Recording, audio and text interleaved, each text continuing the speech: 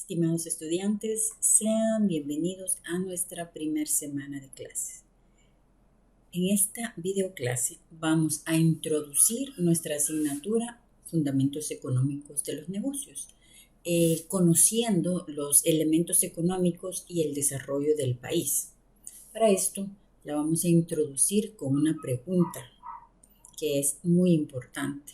¿Por qué estudiar economía? Vamos a introducir la respuesta a esta pregunta a través de explicar lo que es la economía. La economía de la empresa es una de las asignaturas más útiles e importantes en su plan de estudios. Les brindará las bases para el estudio de otros cursos como finanzas, mercadotecnia, investigación de operaciones o contabilidad administrativa. También les proporcionará un marco teórico para poder vincular los diferentes cursos o asignaturas del programa de estudios de manera que ustedes puedan tener esa visión global de su formación académica. La economía es el estudio del comportamiento de los seres humanos en cuanto a la producción, la distribución y el consumo de los bienes materiales y de los servicios en un mundo de recursos escasos. También es importante que tengamos claro otro término cuando estamos hablando de economía, y este es el término de la administración. La administración es la disciplina de la organización y la distribución de esos recursos escasos que acabamos de estar hablando, que estudia la economía, que están dentro de una organización y que son utilizados para alcanzar sus objetivos deseados. Estas dos definiciones apuntan claramente a la relación entre la economía y la toma de decisiones empresariales. De hecho, podemos combinar estos dos términos y definir la economía de la empresa como el uso del análisis económico para tomar decisiones empresariales que impliquen el mejor uso de los recursos escasos de una organización. Entonces, ¿por qué estudiar economía? Según William Baumol, que fue un economista y consultor de empresas muy respetado, sostuvo que un economista puede utilizar su habilidad para construir modelos teóricos y aplicarlos a cualquier problema de negocios, sin importar qué tan complejo sea, descomponerlo en sus elementos esenciales y describir la relación que existe entre los diferentes elementos, de tal modo que se facilite una búsqueda sistemática de una solución óptima. En su amplia experiencia como consultor tanto de la industria como del gobierno, encontró que la solución de cada problema a que se enfrentó dependía de alguna manera del método del razonamiento asociado a la derivación de algún teorema económico. Por su parte, William Maclean, otro economista, ex decano de la Graduate School of Management en la University of Rochester, expresó un sentimiento similar en una entrevista hecha por The Wall Street Journal. Desde su punto de vista, la economía es una disciplina que ayuda a los estudiantes a resolver la clase de problemas con los que se encuentran dentro de la empresa. Recordando su experiencia como director de análisis de ofensiva naval en el Center for Naval Analysis y como analista económico en la Rand Corporation, uno de los comités de asesores más prominentes de Estados Unidos, Maclean sostiene que estas instituciones están dominadas por científicos de la física, gente realmente brillante, pero argumentó que los economistas saben cómo estructurar los problemas. El resto de las personas podrán saber mucho acerca de temas técnicos, pero nunca han pensado en cómo estructurar grandes temas. Desde la perspectiva de la academia, como economistas, vemos que de hecho muchas disciplinas de los estudios de negocios han extraído del núcleo de la microeconomía fundamentos teóricos y conceptos. Por ejemplo, el análisis económico de la elasticidad del precio y la demanda, que se encuentra en la mayor parte de los textos de mercadotecnia. La división de los mercados en 4 tipos, por ejemplo, competencia perfecta, monopolio puro, competencia monopolística y oligopolio, que es generalmente la base para el análisis del entorno competitivo de las empresas, que es presentado en los libros de estrategia corporativa y estrategia de mercadotecnia. Otro ejemplo. El concepto económico de costo de oportunidad sirve como base para el análisis del costo relevante en la contabilidad administrativa y para el uso de la tasa tope en finanzas. El costo de oportunidad también juega una parte importante en la comprensión de cómo una compañía crea valor económico para sus accionistas. Finalmente, en años recientes, ciertos autores han vinculado temáticamente sus textos sobre economía administrativa con la estrategia y recursos humanos. En la siguiente figura podemos ver cómo se ilustra nuestro punto de vista acerca de que la economía de la empresa está estrechamente vinculada con muchas otras disciplinas en un plan de estudio de negocio. Aquí la vemos vinculada con la mercadotecnia, lo voy a ampliar para que lo podamos observar mejor. ¿A través de qué? Del estudio de la demanda y de la elasticidad del precio, como decíamos. Acá podemos observar también cómo se puede vincular con las finanzas. ¿A través de qué? De la planeación del capital, el análisis del punto de equilibrio, el costo de oportunidad y el valor económico agregado. Una más. La ciencia administrativa, a través de la programación lineal, el análisis de regresión y los pronósticos. Todavía tenemos un par más. Aquí observamos su relación con estrategia a través de los tipos de competencia, lo que hablábamos de la estructura de los mercados, análisis, estructura, conducta y desempeño también. Así como también en la contabilidad, como lo mencionábamos hace un momento. Contabilidad administrativa tiene que ver con costo relevante, análisis del punto de equilibrio, el análisis de costo incremental y, por supuesto, el costo de oportunidad.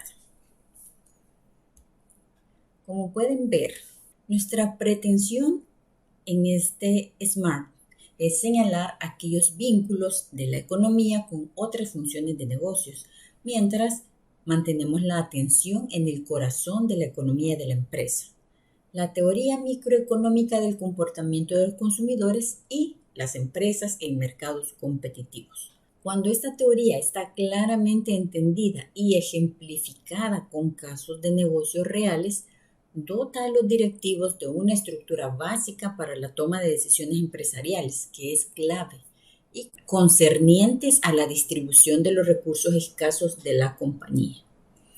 Al tomar estas decisiones, los administradores tienen que tratar esencialmente con las cuestiones que se enumeran a continuación de forma abreviada. Primeramente, las condiciones de mercado. ¿Cuáles son las condiciones económicas en un mercado específico en el que estamos compitiendo o podríamos competir? En particular, podría ser la estructura del mercado, las condiciones de la oferta y la demanda, las condiciones de la tecnología, regulaciones gubernamentales, dimensiones internacionales y, por supuesto, condiciones futuras, además de factores macroeconómicos.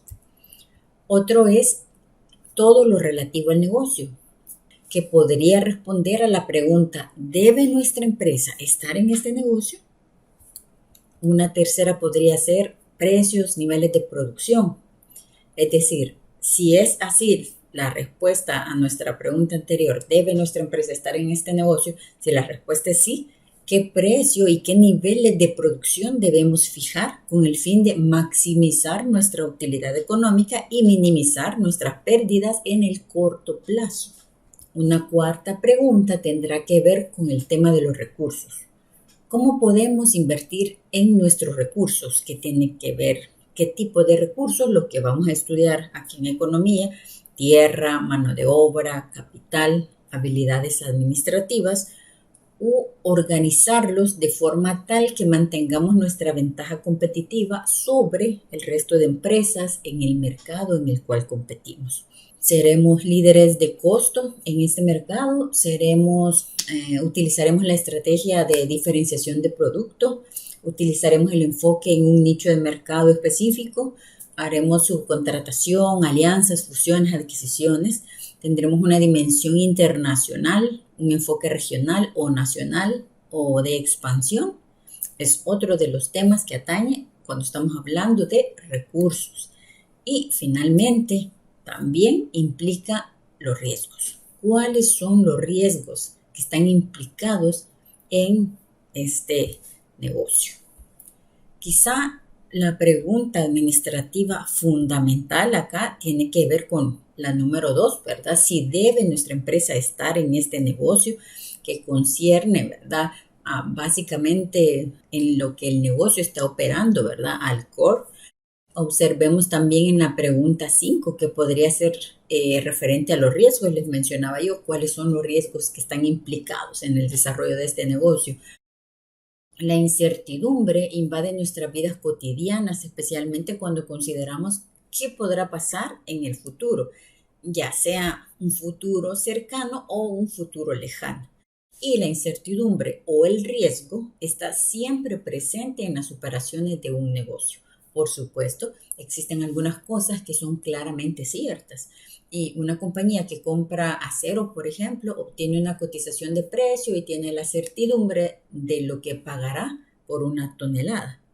Una compañía con un exceso temporal de efectivo para invertir en un periodo corto puede determinar la tasa de interés que ganará.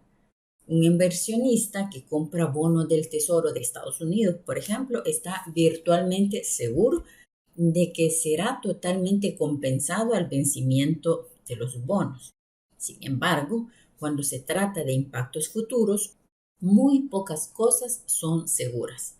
Podemos definir riesgo o incertidumbre como la probabilidad o la posibilidad de que las consecuencias reales futuras difieran de lo que nosotros esperamos hoy. En realidad, por lo general, solo nos preocupamos por los resultados desfavorables. Así que podemos decir que el riesgo es esa posibilidad de que los resultados de una acción sean peores de lo que nosotros realmente estamos esperando.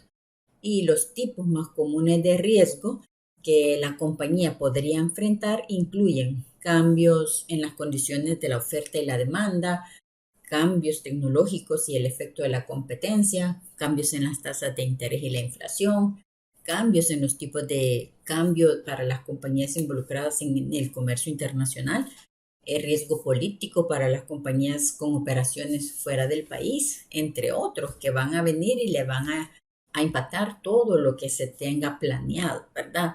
Entonces, tal vez no hablemos literalmente del término riesgo en el desarrollo de la asignatura, pero como pueden ver en algunos de los temas relacionados a la economía, como los que mencionábamos de los cambios en las condiciones de la oferta y la demanda, los cambios tecnológicos y el efecto en la competencia, la tasa de interés, la inflación, el empleo, el desempleo también, que son otros de los factores que vamos a estudiar en la última parte cuando estemos hablando de macroeconomía.